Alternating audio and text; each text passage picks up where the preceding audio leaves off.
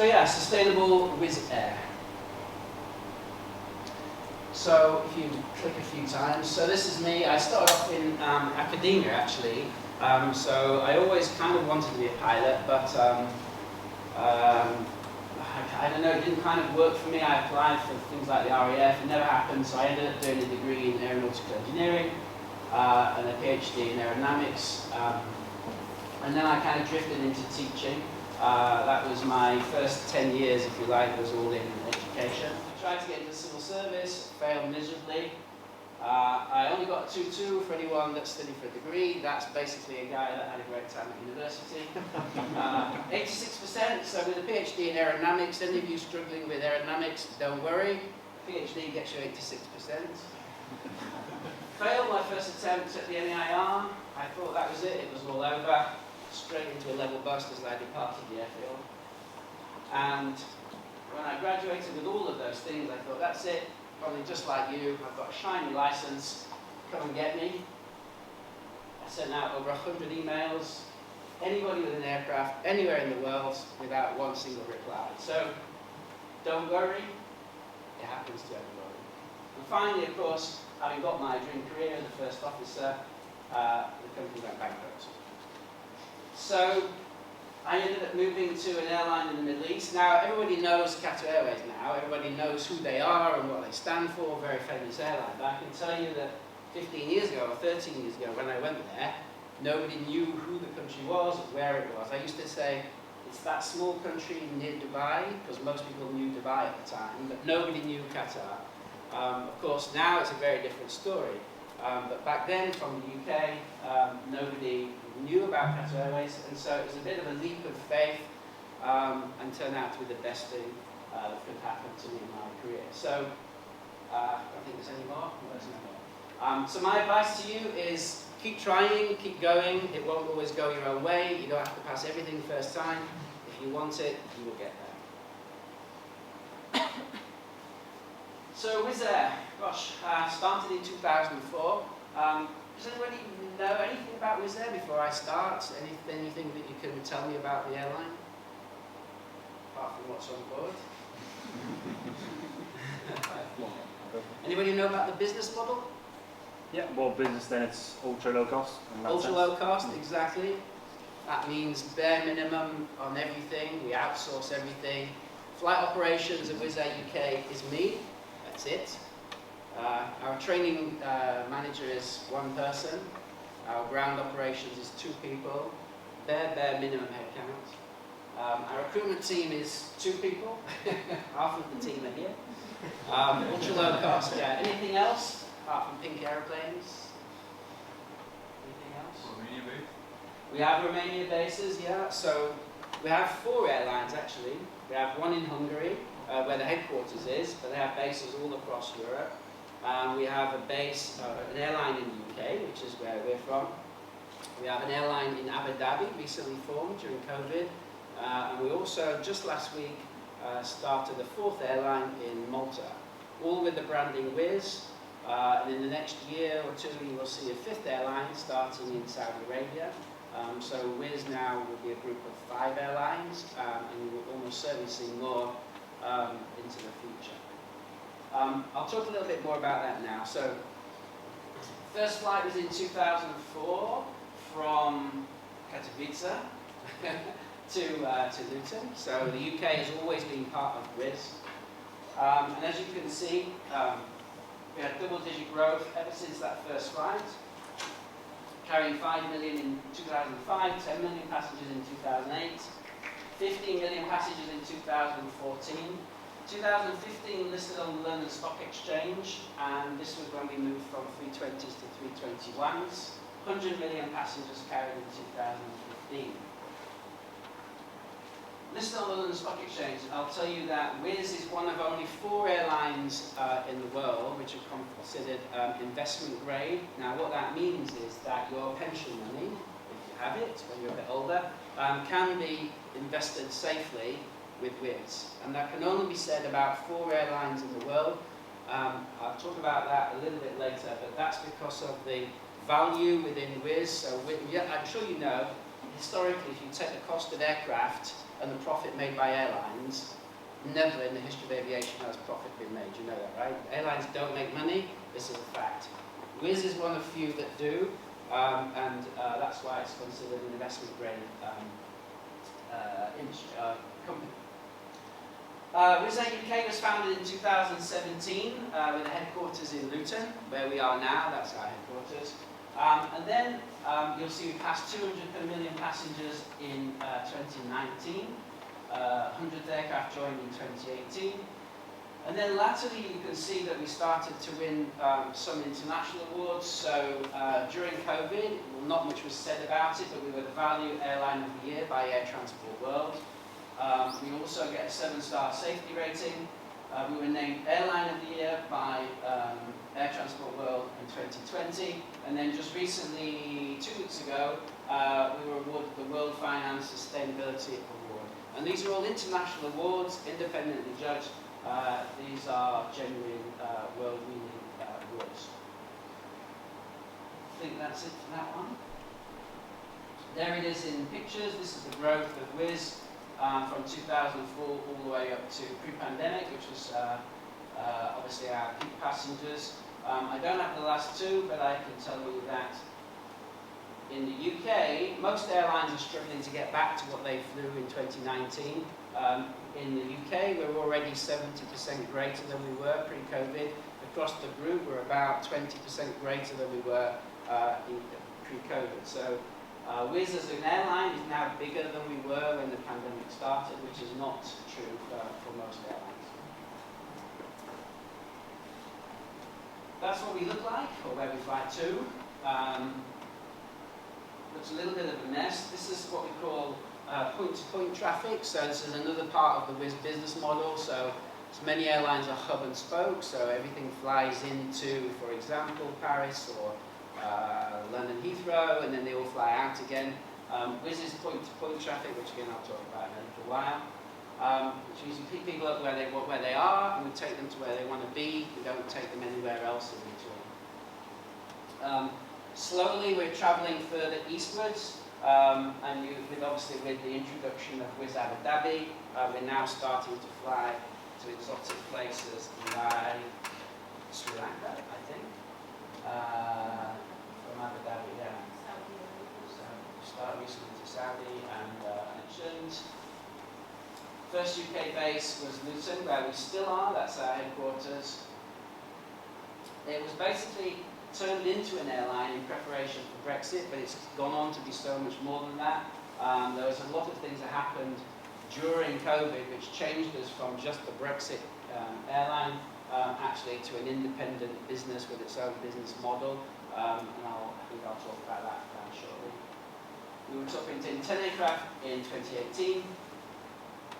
We've opened 2 new bases since then, one in Doncaster, one in Gatwick, and then a third one in Cardiff, which is coming up shortly. 2021, as I mentioned, we took delivery of 4 NEOs, 14 aircraft. We became IOSA certified in 2021, one of only a few airlines to be so. IOSA is it's basically a quality certificate, which is to do with your documentation and your processing, to show that we have good quality documentation. Cardiff opened in 2022, and then maybe as you saw, we invested a lot of money in slots at Gatwick in December of last year, giving us the opportunity to add 4 more aircraft into Gatwick. So now we have 5 aircraft in Gatwick, 11 in Luton, and 1 in Cardiff. So we're now an airline of 17 A320s. At the same time, Wizz Hungary has grown from 140 to 160 aircraft, and also Abu Dhabi has gone from 0 to 4 aircraft. Let's see. So, I'll just read that one out. So Wizz is committed to making sure that everyone, everywhere, in fact, we were talking about low-cost ticket pricing at lunch, and you know, about why we sell tickets so cheaply. So our business model is basically about bringing air travel to everybody. So we're not trying to take customers away from the likes of British Airways. We're not trying to take customers away from the likes of Air France and KLM. What we're doing is we're introducing travel, or air travel, into parts of the world where before Wizz there was none. People couldn't afford to travel. And so our growth is basically people new to the industry, new to flying, traveling for the first time. You know, we hear stories so often of people saying that before Wizz came, they used to take a 3-day bus journey from Bulgaria to where they needed to be, or a 2-day bus journey across Romania. So Wizz actually was the first time that they could afford to fly, and it changed their life completely. So Wizz has a very, very different business model to many other airlines. So we're committed to making sure that everyone, everywhere can benefit from travel at the lowest prices, keeping in mind, of course, our social, economic and environmental impacts of the operations. And we'll hear more about those things later. Strategy is built on low fares, diverse network, supported by efficient and sustainable operations and high quality customer service. So that's our ethos, that's what drives us forward, that is the plan for Wizz going forward. So we always had this target internally. We used to talk about W300, and W300 was this project about growing Wizz to 300 aircraft. And during the pandemic, when everything is on the ground and everybody thought that was the end for aviation, and I'm sure you did too, somebody asked the CEO, so what about W300? Because, you know, that's looking not likely to happen now with everything that's happened. So you're absolutely right, so forget W300. So I want you to start talking about W500. Like, has he gone crazy? Has he caught COVID or something? This is the most ridiculous thing.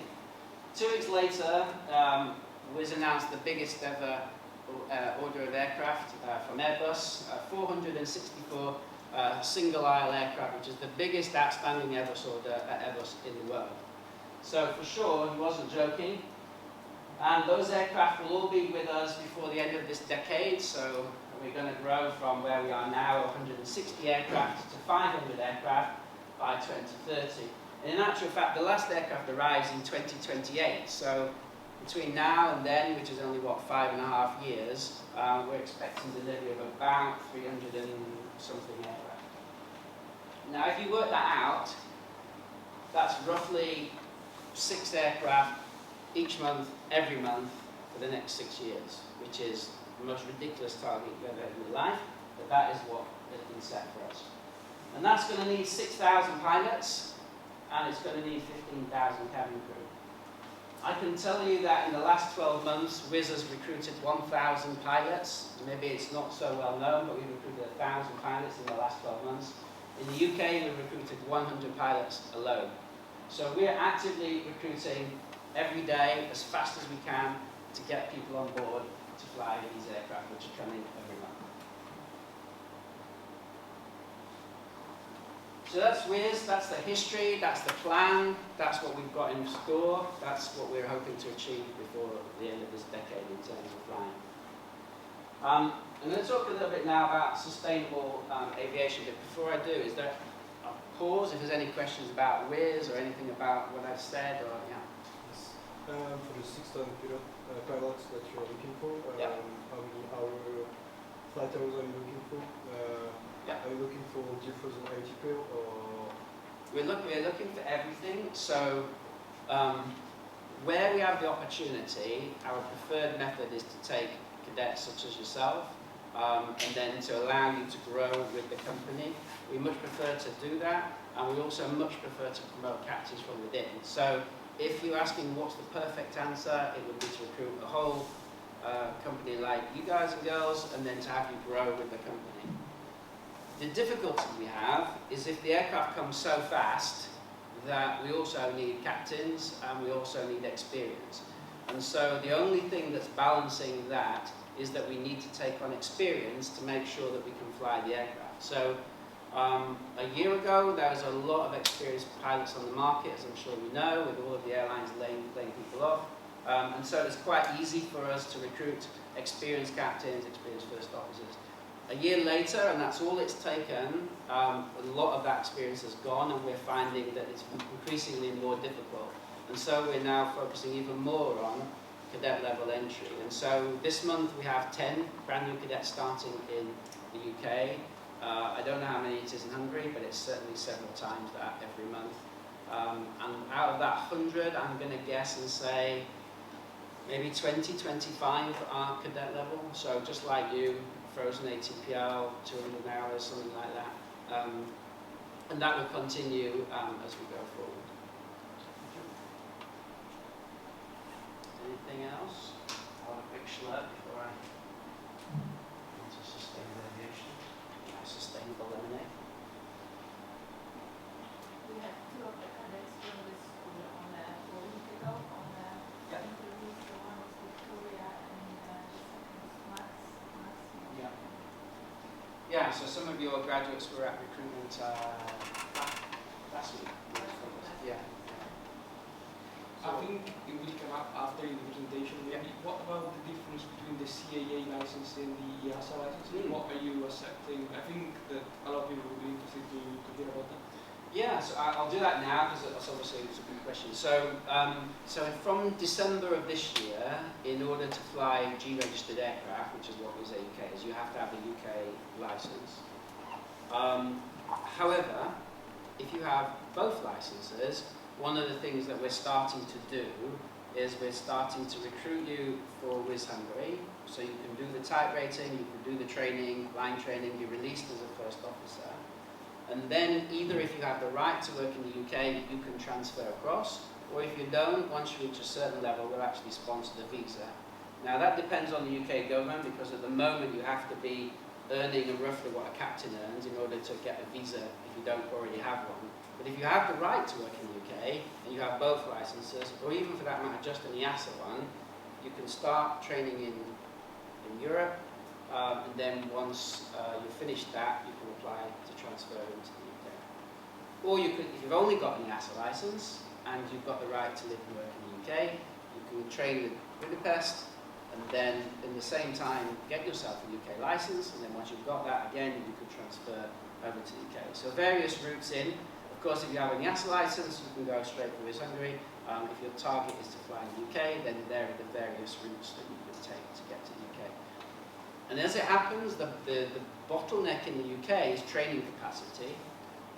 So because we have got to do base training, we've got to do 60 line sectors.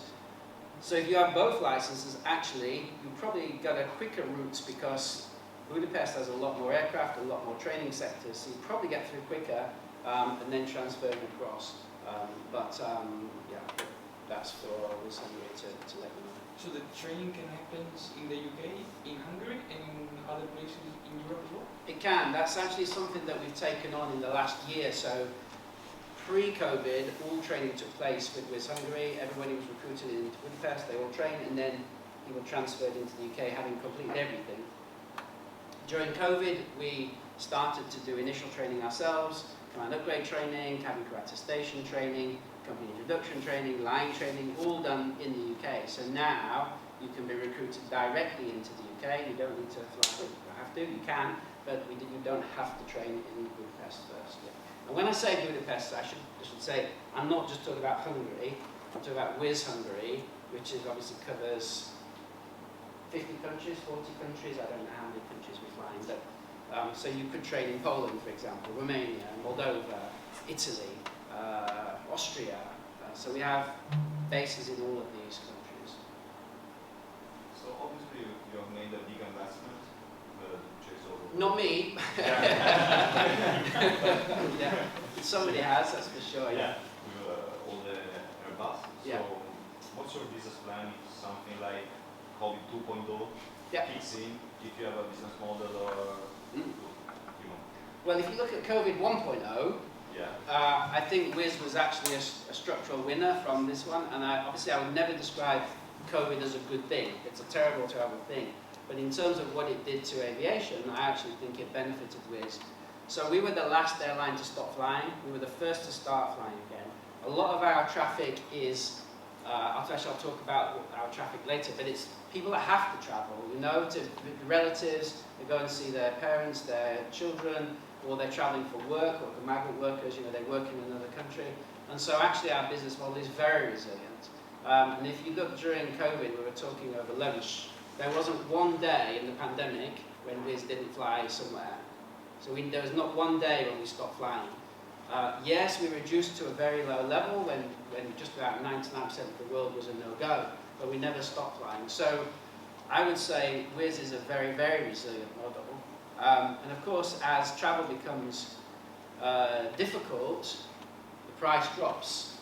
And there's no lower cost producer in the industry than Wizz. And again, we were talking earlier on, because our competition in the UK is not another airline. We can undercut EasyJet, we can undercut Ryanair, no problem at all.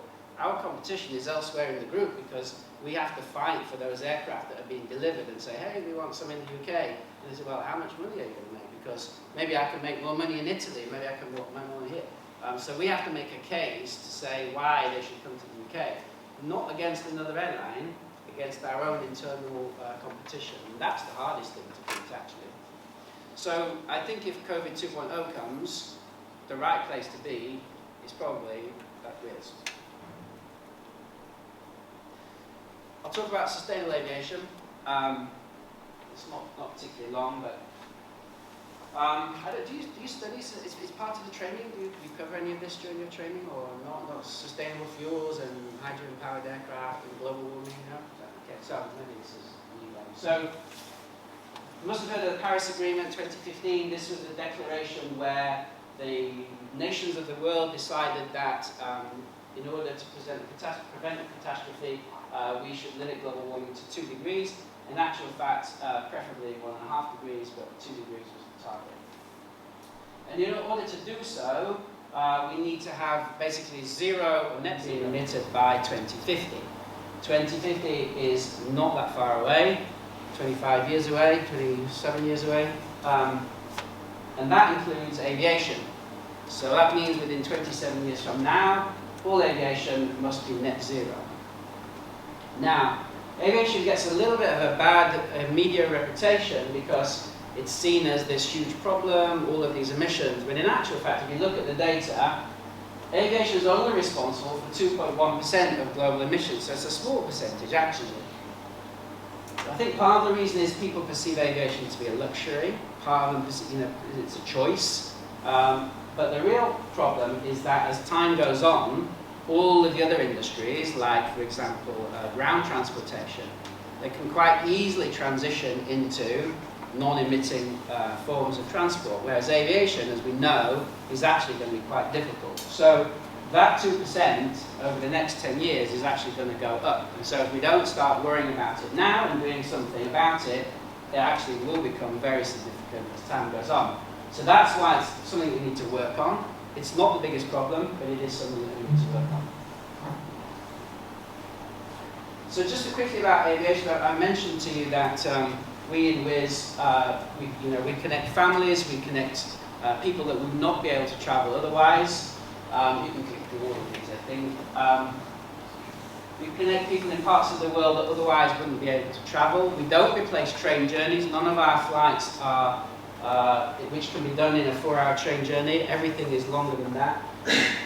We bring tourism and prosperity to parts of the world which otherwise would have none. And so we think that transport is actually essential. So this is the first question is, why can we not just get rid of aviation?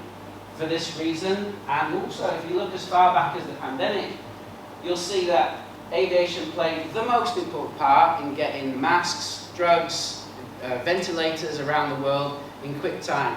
We had aircraft flying from Budapest to South America, to Beijing, 320s flying to Beijing, bringing masks back to mainland Europe. So not only is aviation important for all of those things, but it's also important for cargo and for getting essential trade around the world in quick time. So This is the first thing that's important, is aviation is not the enemy, aviation is an essential part of life.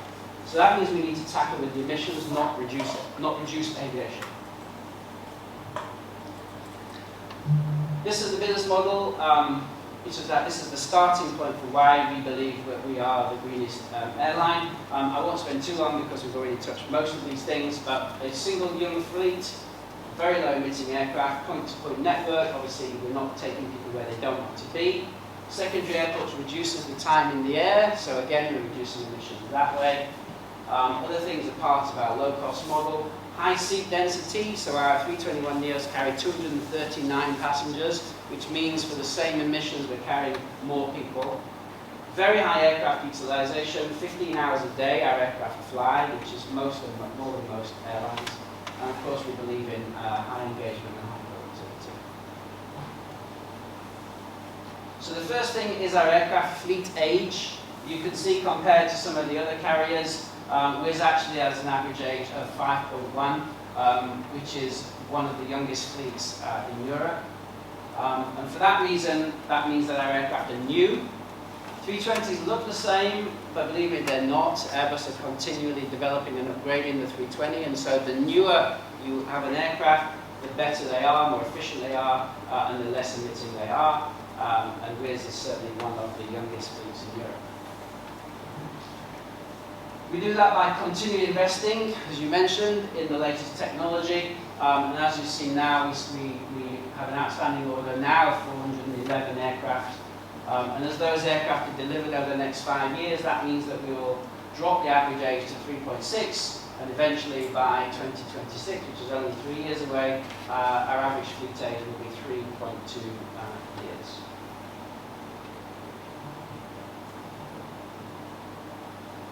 Here's the Neo. So all of our aircraft are latest technology Neo now. All the new deliveries are latest Neo technology. High density, 239 seats. Fuel burn is 20% lower than the CEO, which was already industry leading. So the A321 CEO, which you see flying around, this actually burns 20% less fuel than that. And obviously less fuel burn means less emissions, means greener aviation. Also 50% lower noise, which is important. And of course the other thing is all of the other chemicals which are issued by aviation, and you find that the Neo is also much better when it comes to those two, giving a very low environmental footprint per passenger. Other thing that we do a lot of is we concentrate on green operating procedures. I don't know if this is something that you incorporate into any of your flying here. Single engine taxi, this is almost industry standard now. Taxiing out, taxiing in, with just one engine running. Variable cost index, I'm sure you've studied cost index. Cost of time over cost of fuel. Is it time over fuel, something like that? So this is using cost index basically to minimize fuel burn. We use statistical fuel data instead of industry defined values. Minimizing air conditioning, we use ground power units wherever possible, so we can shut down the engines, shut down the APU. Reduced landing flap configuration. Wizz is actually the European leader when it comes to reduced landing flap configuration in the project we did with Airbus. And we do increased aircraft and engine washing. I think there's a slide on our engine washing which increases the power output of the engine regularly and again reduces the emissions. And paperless cockpits, you see there the EFB. In fact, that's the old EFB. We now use iPads, so we've actually updated since this picture was taken. All of these procedures reduce fuel burn, and sometimes it can be quite frustrating as a pilot because we tell the crew this is going to save 4 kilograms of fuel, which sounds like nothing, 4 kilograms of fuel. But when you multiply that by 170 aircraft, 200 aircraft, 365 days a year, 8 sectors a day, suddenly that 4 kilograms turns into 1 million kilograms, because that's the kind of scale that we're talking about.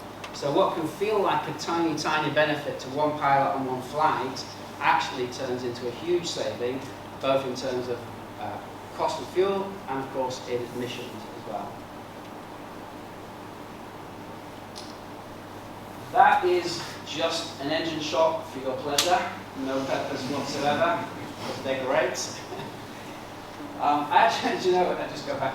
I actually put it in the presentation because I thought it was a Neo engine. I didn't really pay attention. I did this presentation. I said, there's a Neo engine. And somebody said, that's not a Neo engine. Is it? Oh, you're right, it's not. So it's actually a CEO engine, which looks very big, but the Neo engines are actually even bigger than this. I used to fly the 330. I remember when I kind of first did my walk around on the 330, I thought, oh, these are big engines. The Neo feels just like that on the 320. They're absolutely massive.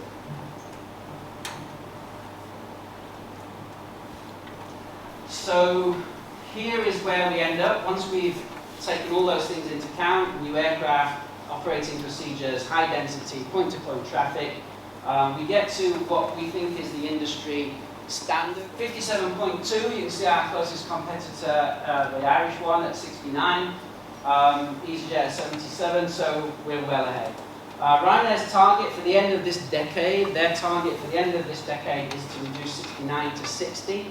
As you can see, that won't even put them where we are today. We're not resting on our laurels at 57.2. What we have is a set target that we're going to reduce that even further. And we're going to make a commitment, we have made a commitment that by 2030, we're going to cut by another third our emissions by various different methods. So many airlines say it, we genuinely believe it, that we have the lowest emissions in the industry by virtue of our business model and by virtue of the way we operate the aircraft.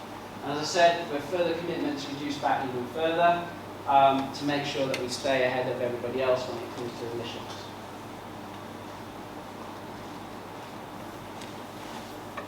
So the final part in the Wizz process when it comes to being green and green aviation is that we've done our bit now, so we've reduced emissions to as low as possible. So you as a travelling member or somebody as a travelling member of the public comes to buy a ticket, they've worked out that the remaining emissions is still there, and what you can do on our website is you can go and pay a small amount which will actually go towards projects around the world which basically take carbon out of the atmosphere, so reforestation programs, for example.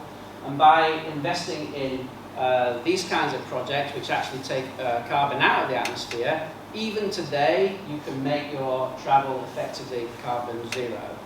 So anything that's emitted by the flight, you can offset by investing in these projects, and we genuinely do invest all the money in projects around the world which will offset the carbon that you produce.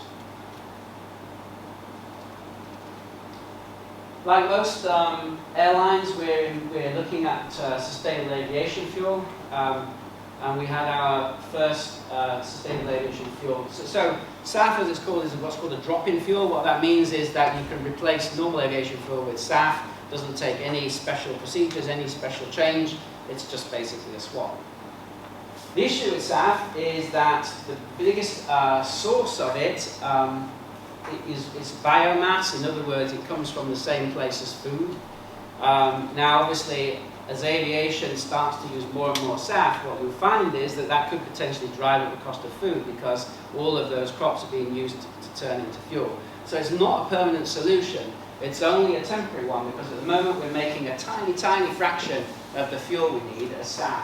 Now, SAF has much less emissions than normal fuel, that's true, but it comes at the cost of using fuel, using food or food mass to create it. And as soon as we start ramping that up, that will become a problem.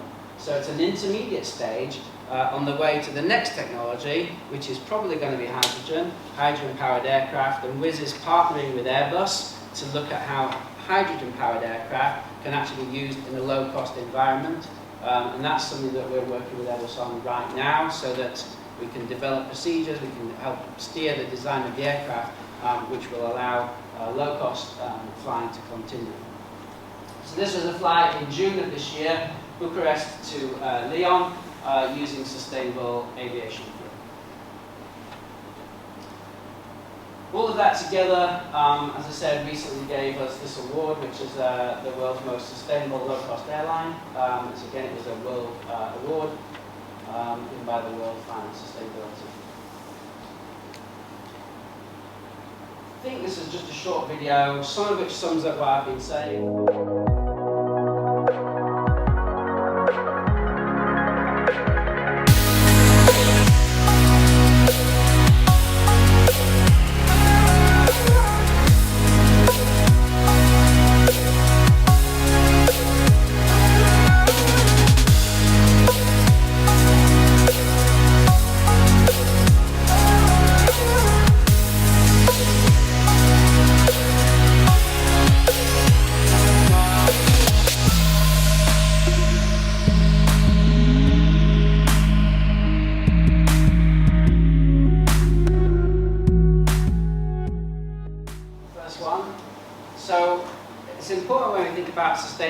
aviation that we don't think flying is the enemy. It's not. It's an essential part of the developing world, and it's not just optional, and it's not just a luxury.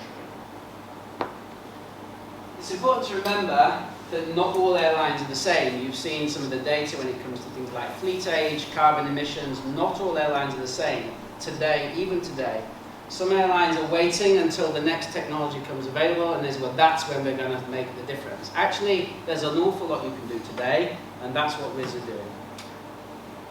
You have a choice as a customer when you're traveling, and you can choose whether you want to think about your emissions or whether you don't.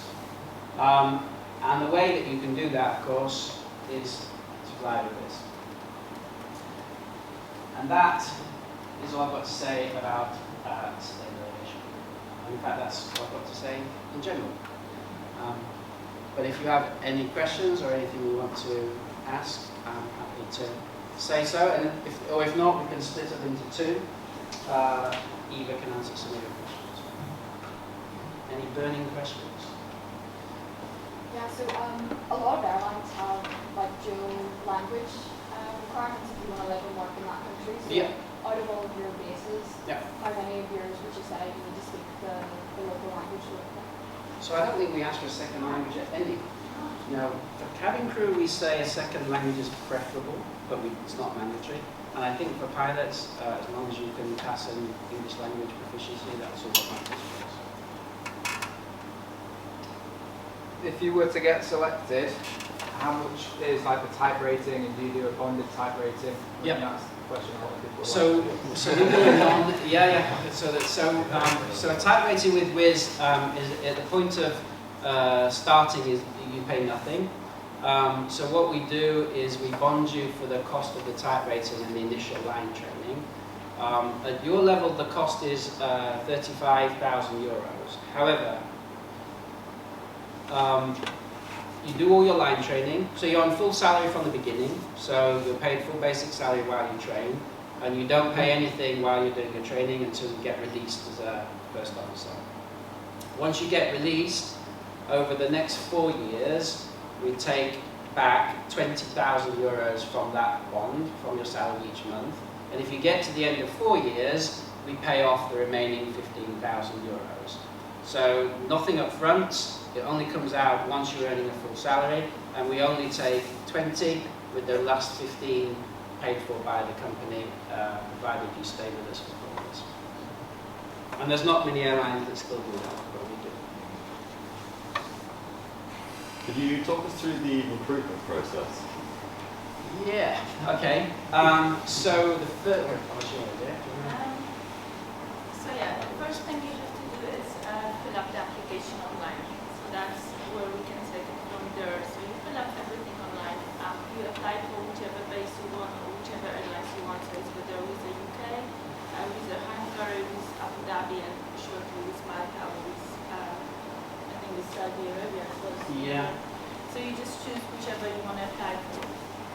Then we obviously get your application. The application goes through Hungary first, so they will filter the application looking for all the paperwork basically, so check whether you have the license, whether you have the medical, and basically fulfill all the requirements.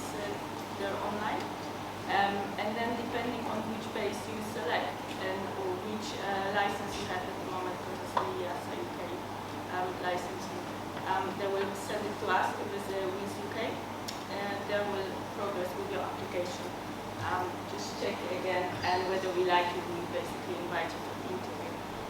Once you're invited for the interview, like John said, at the moment we started doing our interviews in UK. We're running this. I know.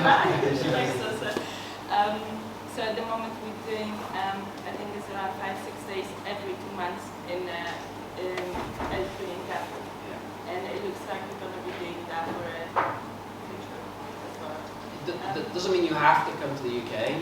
If you apply for the UK, you can still do a selection in Budapest. It doesn't matter, the selection is the same wherever you do. You do it in Abu Dhabi if you wish. But we host one in the UK every second month, and then apart from that you can go to. Yeah, it's the same selection. I think the only difference is in UK one of us, Tom, or one of our UK pilots will be there to assist you as well. But the assessors, they all move around, so the assessors swap around. But if you come to the UK, then there'll be a UK representative, so they can talk to you about working in the UK, what it's like being a pilot in the UK. That's the only difference.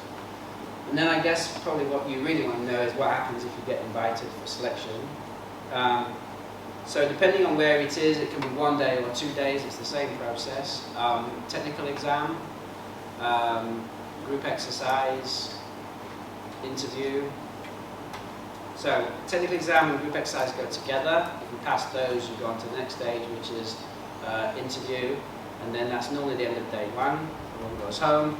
If you're successful, you get invited back for day 2. Day 2 is simulator check, and then finish with the psychometric testing, the online. I disagree with this, I agree with this, I'm more likely to do this, those kind of things. And that's it. And then you go home, and then a few days later, I don't know, maybe a week or so, 2 weeks, you get a letter to say, well done, or not well done. But if you fail at each stage, we'll let you know, so it's only if you get to the very end, you have to wait 2 weeks. If you fail stage 1, we'll let you know. If you fail the sim, we'll let you know. And then if you get to the end, you have to wait 2 weeks until we let you know. Is that everything? Yeah, perfect. Cheers.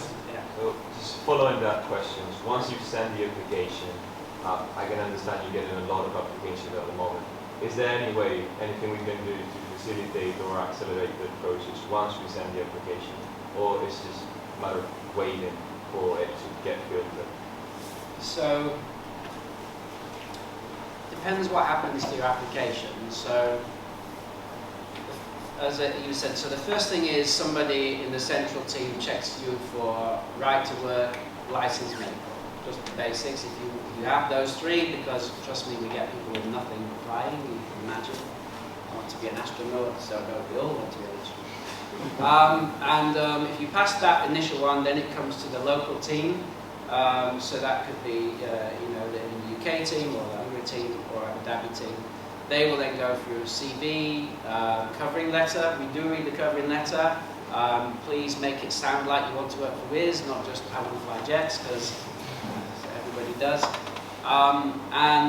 We look through your logbook, check your flying, just make sure that what you're saying is backed up by your logbook.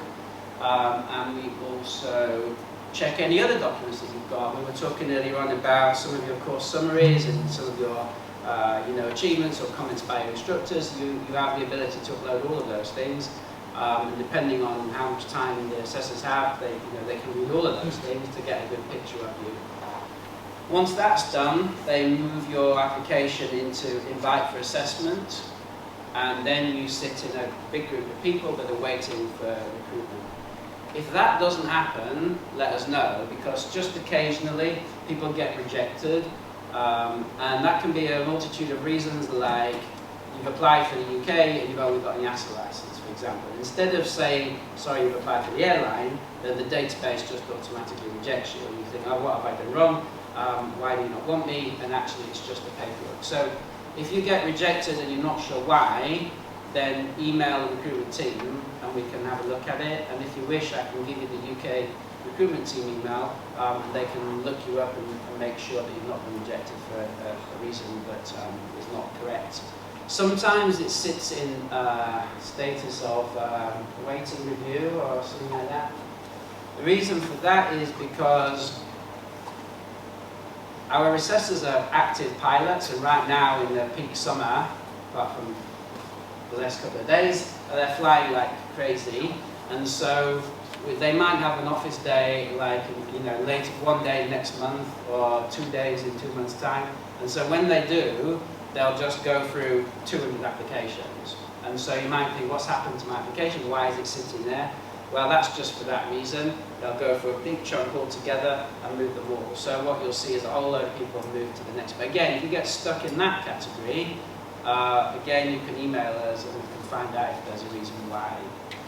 Once you're in the invite for assessment, then essentially you're in the system and it's just a matter of time. What tends to happen is when we've got some recruitment booked, we'll send an email out to everybody that's in that category and we'll say, please log in and select a day when you're available. They go really quickly, So that's when you need to be on your toes, because when the email comes, it's going out to 400, 500 people, and there might be 80 slots. So that's the time when people say, oh, I keep trying, but I never get a slot. That's the bottleneck, because there's a lot of people in that category waiting for selection. But at your level, we don't reject anybody. So if we send an invite out to an experienced captain, and like for 3 or 4 selections they don't try, then we email them and say, are you still interested? But for you guys, we know that there's a lot of people. So it doesn't matter for us if you don't get a slot. We'll just keep sending you an invite until you do. So you don't need to worry that somehow we're going to remove you from the process. We know that that's not the case, unless you tell us that you've got a job somewhere else. So we'll keep sending you an invite, and you can keep trying until you get a slot. I think you can sit in the pool for, well, we extended it during COVID, but I think it's a year. Is it a year? I don't know. I'm not sure. But again, if you expire through no fault of your own, you can email the team and they can reactivate the application. And in all that time, all the way up to actually attending an event, you can continue to upload your application. So let's say you applied with just a UK license, and then you've got yourself an EASA one 4 months later, then you can upload that still. It won't affect, you won't go to back a queue, it won't upset anything. If you get yourself 50 more hours, or you do 10 hours on a King Air or whatever it is, you can continue to update your experience, because right up to the point of coming for recruitment, that's the time at which we'll verify what you say you actually have, and we will say, oh, you've got an EASA license, you could do it here, or you've got a UK license. So keep updating as you go and as you're waiting for an invite. Also, with your questions, it's good to go around for all these aviation events, just like your friend Victoria, she came and does it Heathrow. So just keep walking around. Obviously, you meet one people, you learn a lot, but it's actually nice to see for us. That you take your time, you take your time off to spend some money, come and see us, because it just shows how dedicated you are to find the first job. And that gives us an idea as well. Well, we might fast forward the application. And talking about that, actually, it's maybe not at your level now, but we were talking about your paperwork. Make sure you have all your paperwork up to date. We keep saying that, but somehow cadets turn up with medical not valid for the SSCA, and not valid medical or licensing, which are expired. When you turn up for your interview and something is not right, you're going to be sent home in the same instance, and you're going to lose your chance for the interview. You might get a chance to reapply in the next 12 months. It might happen, it might not. Just be up to date with all your paperwork, and it's better to suspend the interview, ask for another date, than go with something that is not right. And you can do that if you've got a date and you find that you can't get your medical renewed, or you can't get your license renewed. It's better to defer your interview than to come with it expired, because basically that's classed as a rejection. So if you come and your medical is not valid, then we'll effectively reject you and say reapply again in 6 months' time. So it's far better just to say, look, I've not got a chance to do it, can I come for the next one? We'll do that, it's no problem. But that's an important one.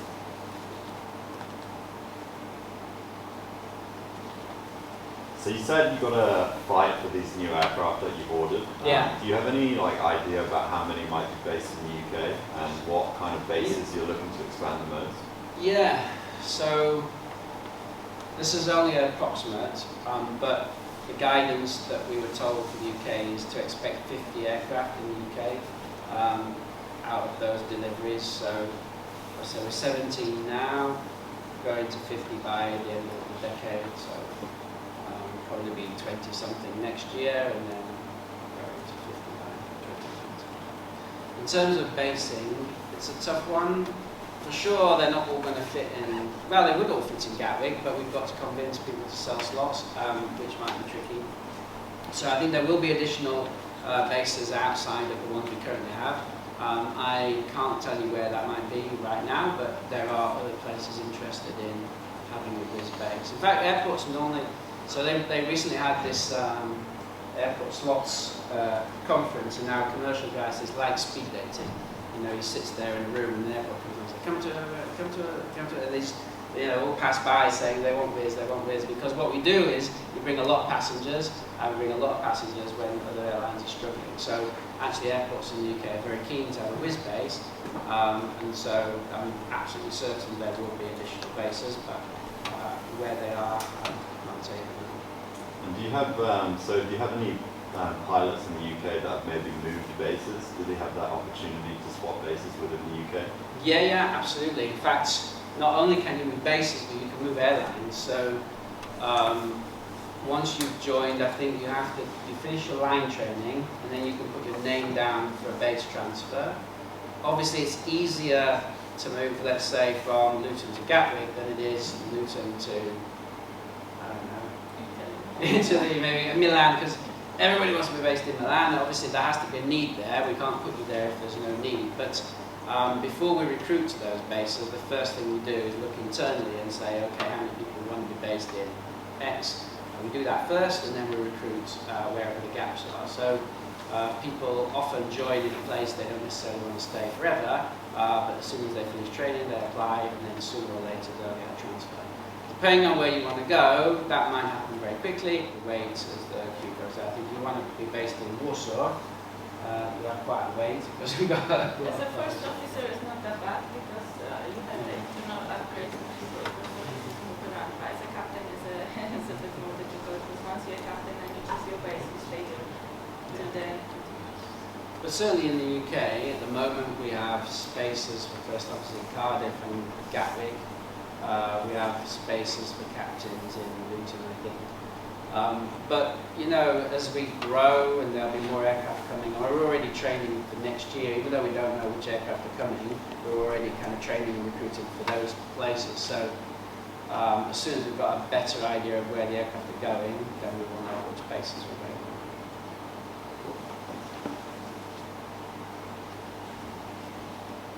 Yeah, sorry. You mentioned a bit about more strict rules and also opportunities for progression. Yeah. So career progression is one thing that we're really strong believer in with. So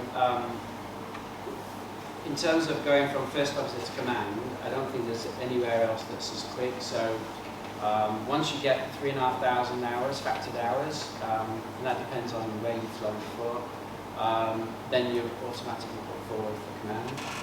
Obviously during COVID, not a lot of that happened, but certainly since last summer, we've been upgrading regularly. And so you can expect to be made a captain almost as soon as you get the hours. And that for us is the preferred method of creating captains, is to do internal upgrades. Before or after that, it doesn't really matter. We also have a huge kind of middle management, which are made up of active pilots. So you can get involved in recruitment, you can get involved in compliance, safety, performance, flight policy. EFB manager is a current first officer. I don't know, dozens of different things that we do within the office, which are actually active pilots. And so we're actually encouraging you to get involved in those things, and as we grow, there'll be more and more opportunities to do that. So extra outside of flying skills, opportunities. Obviously, I'm not even mentioning instructing, CRM instructor, ground instructor, eventually line trainer, TRI. Obviously, this is all a big part of the lot too. All of those are available to you, as are office roles. And as I say, as we grow, there'll be more and more of those things. The other thing which I should mention, I don't know if do you do a degree as part of the training here? Is it something that's wound into your degree or into your training or not? Some schools do, but it doesn't matter when you do it. So one thing that we encourage at Wizz is education. So much so that we actually sponsor an online degree program or an online master's program.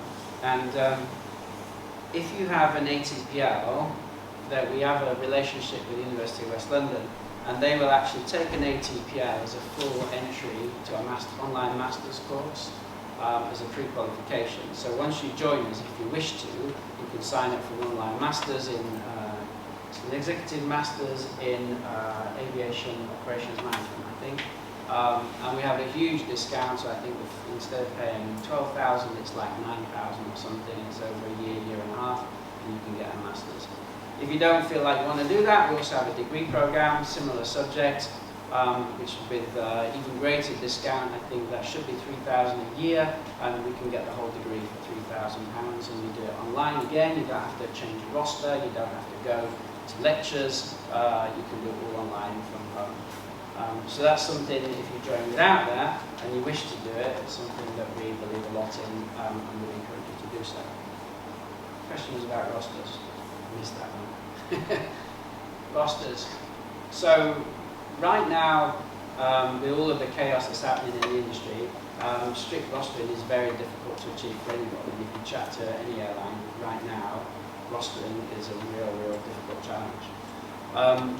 What we do believe in is creating a proper work-life balance, and we do that preferably by something with what we call 6-4 pattern. So you try and work for 6 days, 4 days off, 6 days, 4 days off. And that's where we are aiming for, but with the current disruption in the industry, it's very difficult to achieve that. I know you don't care right now, you just want to fly jet and it will be every day, but trust me, once you've done it for 6 months, you'll want that kind of balance, and that's something that we do support. So if you ask the current pilot, they'll tell you, yeah, that's not really happening because of all the chaos. This is true, but once we've kind of settled down, and once we've kind of got people we need in place, then the ambition is to return to 6-4. It's not happening on paper, but when they can, they still give pilots 6 hours unwritten, but many of the pilots actually do get this kind of stuff. Yeah, they still try their best, even though it's very difficult, and they still try their best to do it. So some people kind of have something resembling it, like 6-3, 6-5-4, you know, so it does happen. And the other thing that you do have is we have these crew requested days off.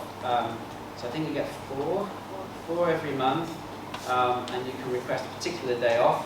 And they're about as guaranteed as it gets. I think they're the first things that go on the roster before any training, for any flying.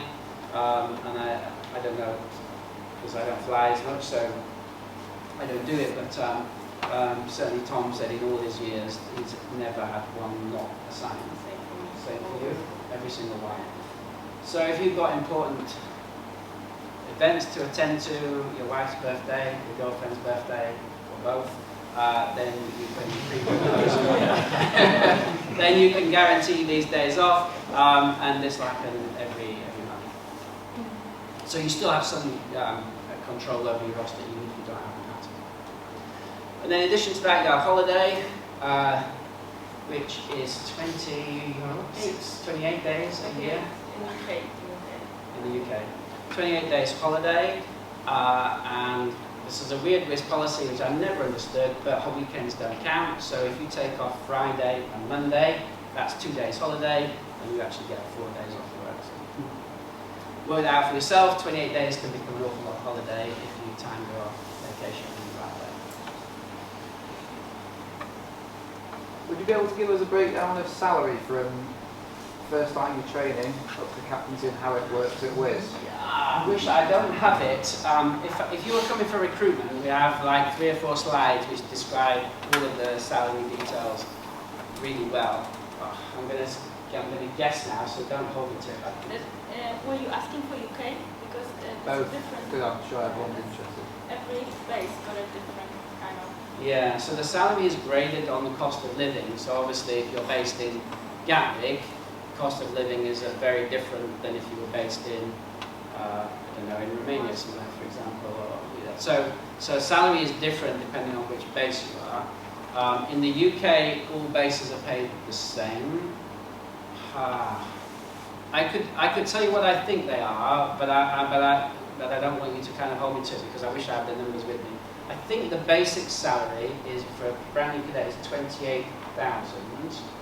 That's fixed salary, and then on top of that is all of the variable pay. So when you fly, you have effectively flying pay, which roughly is double that, so you get about the same again.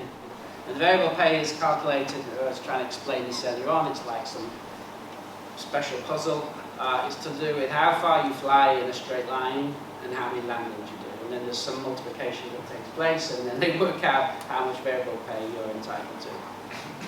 We do that because we have bases all over Europe, and some people fly like 6 sectors a day, some people fly 2 sectors, and so we try and make it fair by having a policy that takes into account both how far you fly and how many landings you do. So that's the variable pay. And once you pass 1,500 hours, there's nothing more than that than the hour requirement. You become a senior first officer, and at 1,500 hours, the salary goes up to something else, which I'm going to struggle to remember, which is, I don't know, 30 something, plus all the variable pay goes up as well. And then as an entry-level captain, which I say will happen round about 3,500 factored hours, it starts round about 105,000 for a new captain, with fixed and variable together. And you get, I think, is it every 1,000 hours? Yeah, and then as a captain, every time you do 1,000 hours P1, there's another increase and another increase, all the way up to 5,000 P1 hours. And I think the basic salary up there is about 80 something plus the variable pay, which in a peak season can be about 150 over the year. So for a senior captain working for a year. What do you value the most for a candidate profile which would come to do the assessment? Like a degree, their age, being younger, being older? So we don't have an age limit to start with. Our recent cadet has 60. Yeah, we just had a cadet do base training and she's 60. So what the idea is to actually have people from all over the, actually, whether it's group ages or male, female, obviously, and that's why we don't focus it on one language. Our language is English, we don't want second language because we don't want diversion. What we value, we like when you come and see us. We're going through all these events, so we've been in Heathrow, we've been in Manchester, we had some open days. This open day got we've been in Doncaster, in Cardiff, I don't know. And this is great for you because on this open day, when you come and see us, you also get and they promise hotels, transportation for free. So that's great for you as well. But we can't promise that if we see you, we give you the interview. But we do like to see you because that gives us also a chance to chat to you. And then, it's easier for us to make the decision whether we want to invite you for an interview. It's different when we know the person, and it's different when we just look at the slide. And as we mentioned, we value the fact that you came to us because on most of the events, the queue to actually talk to us is huge. And some of you had to wait recently at 10, 15, 20 minutes just to approach us, ask some questions. So when we know that you actually spend your money, spend your time, waited, we would like to do something about it because it shows us how dedicated you are. And like I said, we have 2 of your cadets only because they came to see us. So you get the news. Yeah, and then I mentioned earlier on about the covering letter. They do read the covering letter. Obviously, we're looking for motivation. Why us? Why Wizz? What do you know about the company? Don't make it War and Peace. I've seen 5 pages of covering letter. That's not going to help, but certainly 2 or 3 paragraphs about why you want to be with Wizz. And all the documents up to date. All your qualifications valid. When we do the group exercise, we're looking for people that take part in the test, take part in the challenge, a little bit of leadership, a little bit of listening, courtesy, kind of a bit of problem solving in there, make sure you're contributing to actually getting to the answer. Just, general doing a good job of being in a team. And I'm sure you do those as part of your training. So again, we like to see that. Courtesy, politeness, all of the obvious stuff. Don't be an idiot. That's pretty much the best advice I can give you. And we like to know that you know something about the company as well. Yeah. So do your research before. Sim assessment, straightforward, just basic handling, nothing, no rocket science there. You don't need to be perfect. For most people, it's the first time they've sat in an Airbus, so we just look for improvement, look for some sort of ability to absorb extra information. Can you still tell them the name while you're flying? Do you still remember your birthday? Just are you completely maxed out, just keeping things flying in a straight line, or is there something there? So I see a hand waving at the back, so. That's it. Yeah, my question was related to that. So for candidates who don't pass the assessment, when they can apply again? Yeah, depending on, so the normal reassessment, the normal reapplication is 12 months.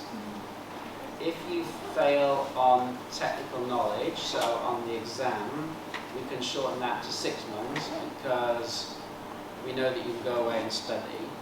So that's why we always do the group exercise, whether your technical exam is good, bad or indifferent, we always do the group exercise because then we can see how you are as a person and how your soft skills are, and if we like that, but you didn't pass the test, then we can tell you, look, come back in 6 months and we'll take you again.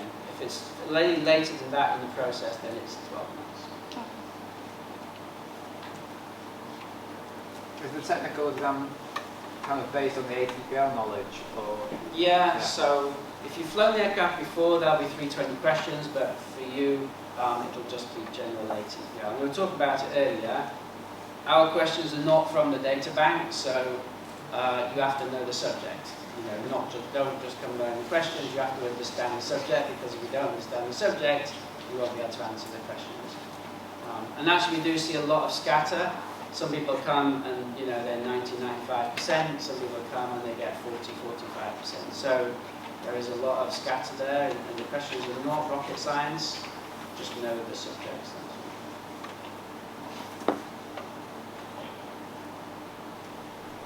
When it comes to recruitment, because all of your aircraft are Airbus, do you have a preference when it comes to MCC training? No. If you've got a license, that's all that'll get you through the door. The way it might help you is because there'll be an assessment on a 320. So all of our sim assessments are done on Airbus. So if you've got some prior experience, you'll probably find that slightly easier. But it's from our point of view, it doesn't matter. You can come with any previous training.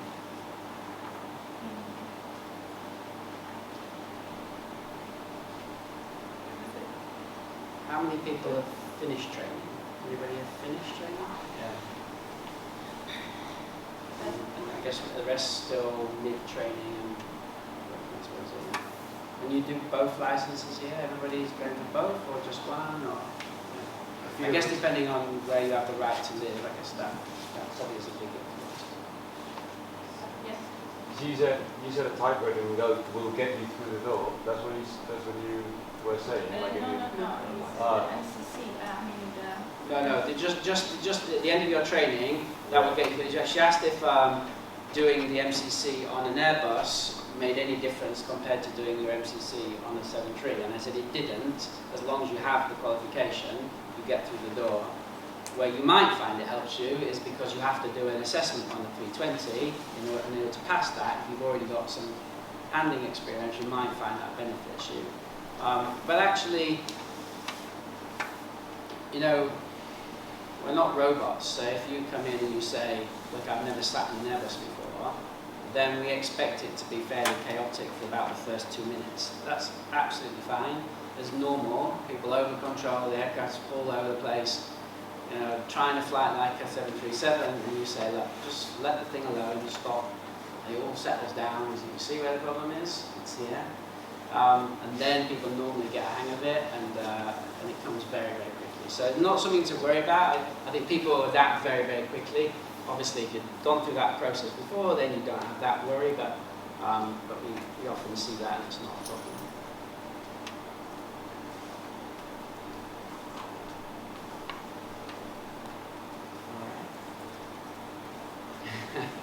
So I don't think we're not rushing off anywhere, so if you've got any more questions you want to ask us directly, then feel free. You say you finished. Have you applied maybe for this? Is it always a Hungary? Okay.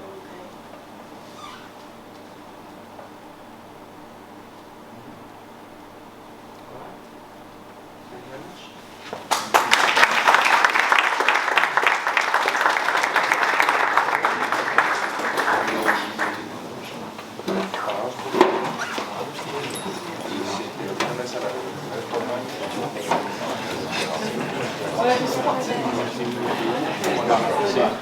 Well,